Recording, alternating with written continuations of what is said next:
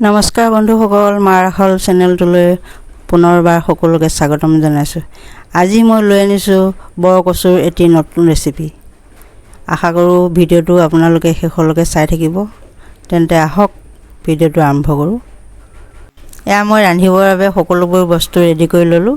একে পিচ মাছ আৰু এয়া কচু গুড়ি, এয়া অলপ আদা নহৰু জালুক জলকীয়া বটি লৈছোঁ, এয়া এটা পিঁয়াজ কাটি লৈছোঁ। আৰম্ভণিতে কচু গুড়িখিনিনো কেনেকৈ বনালোঁ অলপ কৈ লওঁ। খাবলৈ অনা বৰকচুৰ ওপৰৰ ডাঠ বাকলিটো কাটি তাৰ তলৰ পৰা পাতল পাতলকৈ কাটি 2-4 দিন খৰখৰীয়া হোৱালৈকে ৰ'দত শুকুৱাব লাগে। ইয়াৰ লগতে মানিমুনি, শুকলতি, নৰসিংহ, গোন্ধোৱা বন, বিহলঙনি আগ কেইটামানো শুকুৱাই ল'ব লাগে। গোটেইখিনি শুকুৱাৰ পাছত একেলগ কৰি মিক্সাৰ বা ঢেঁকীত খুন্দি গুড়ি কৰি বৈয়ামত ভালদৰে ভৰাই থৈ বহুদিনলৈ খাই থাকিব পাৰি। এতিয়া বলক বনোৱাখিনি চাই লওঁ। এয়া মই প্ৰথমে কেৰাহী পাতি ল'লোঁ। তাৰপিছত ইয়াত দিলোঁ পিঁয়াজ,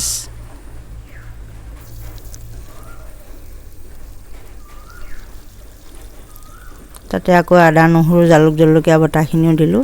দি পেলাই অলপ সময় লৰাই ইয়াতে অলপ মই ৰং দিম। ৰংখিনি দি ল'লোঁ।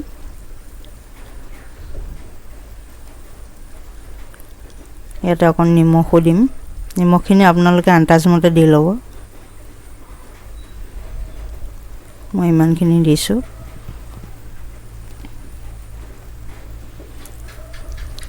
এতিয়া এইখিনি অলপ লৰাই কৰি অলপ সময় ভাজি লৈ ইয়াতে কচু গুড়িখিনি 3 চামুচ কচু গুড়ি দিছোঁ। এইখিনি অকণমান সময় ভাজি লগতে অলপ গৰম পানী দিম। এতিয়া আপোনালোকে পানীখিনি গৰমাই ল'ব। এয়া গৰম পানীখিনি দি দিছোঁ।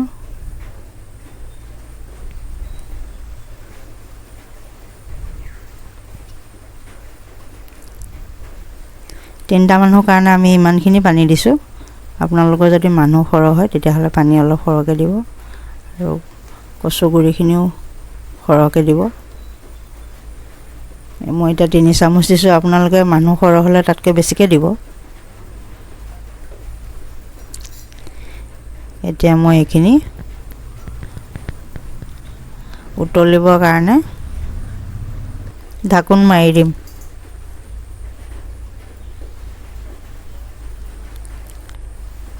5 মিনিটমান যোৱাৰ পিছত ইয়াত দেখিছেনে পানীখিনি ধুনীয়াকৈ উতলিছে।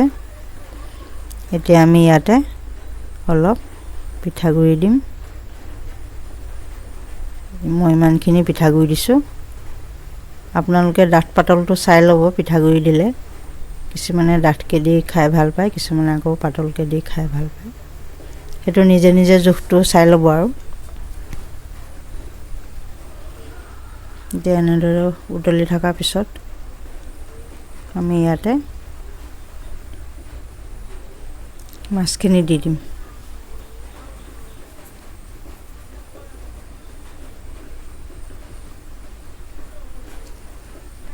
ধুনীয়াকৈ উতলি আছে।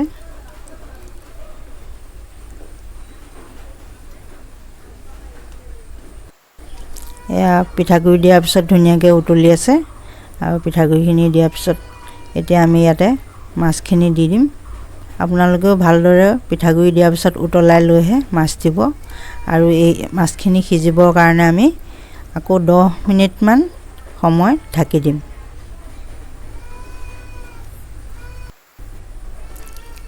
এয়া 10 মিনিটৰ পিছত আমাৰ ধুনীয়াকৈ মাছখিনি সিজি গৈছেগৈ। এয়া আমাৰ খাবলৈ হৈ গৈছে। আৰু এতিয়া এইদৰে আপোনালোকে অতি কম সময়তে আৰু অতি সহজতে মচুৰ নোহোৱাকৈও দাইল ৰান্ধি খাব পাৰে।